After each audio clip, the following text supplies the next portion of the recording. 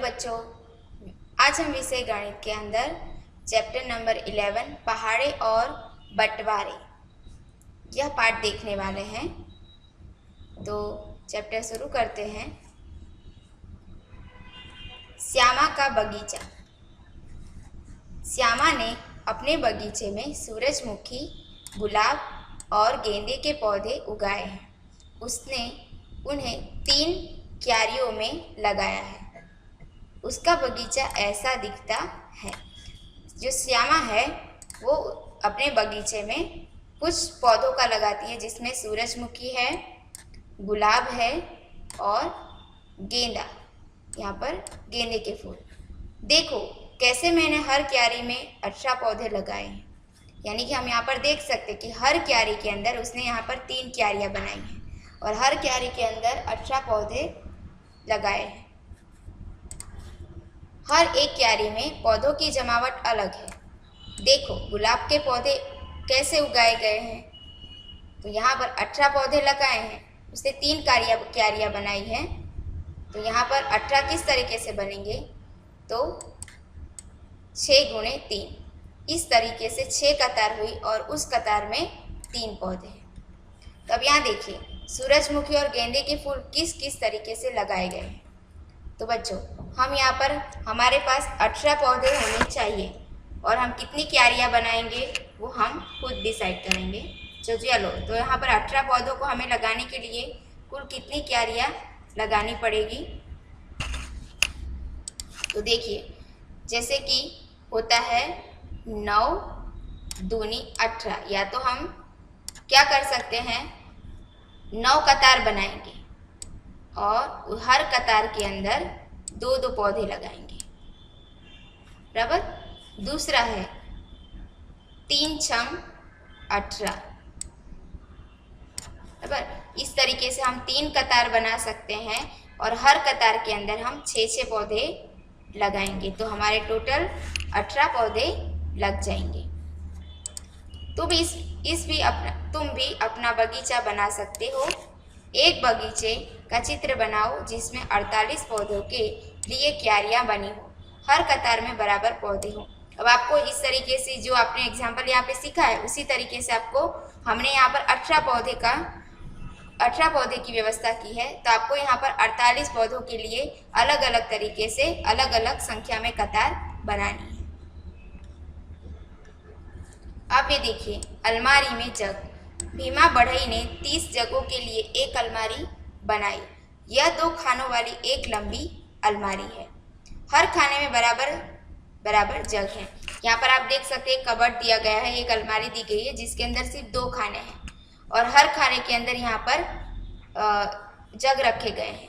30 जग है। अब दोनों में 2 खाने में हमें रखना है और दोनों खाने में बराबर आ जानी चाहिए। तो हम एक खाने में कितने रख सकेंगे, तो 30 के 2 हिस्से कर देंगे तो हो जाएंगे 15। तो हम यहाँ पर देख सकते हैं कि यहाँ पर 1 2 3 4 5 6 7 8 9 10 11 12 13 14 और ये 15।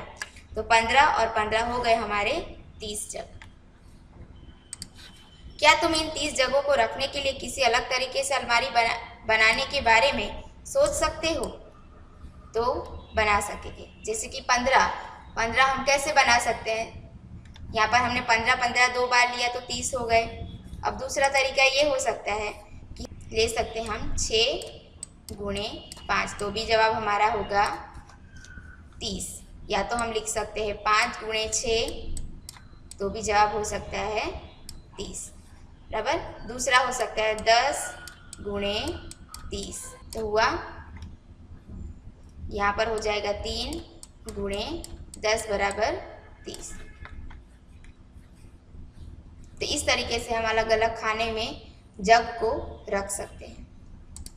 अब इसको आसान बनाने के लिए कौन सा तरीका है, तो यहाँ पर देखेंगे हम आसान तरीके। मुझे 7 का पहाड़ा नहीं आता।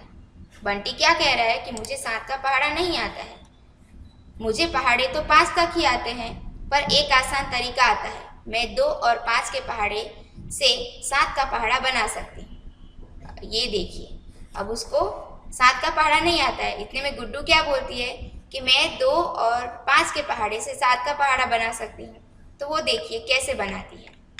तो चलो यहाँ पर देखेंगे 2 का पहाड़ा है तो 2 एकम 2, 2 दूना 4, 2 तिया 6, 2 चौके 8, 2 पंचे 10, 2 छंग 12, 2 सत्ते 14, 2 अठे 16, 2 नवा 18, 2 दाहमा 20। उसी तरीके से यहाँ पर 5 का पहाड़ा दिया है।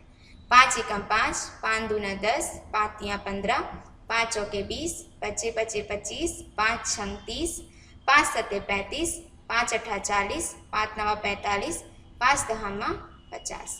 तो अब ये देखिए ये 2 का पहाड़ा हो गया और ये 5 का पहाड़ा।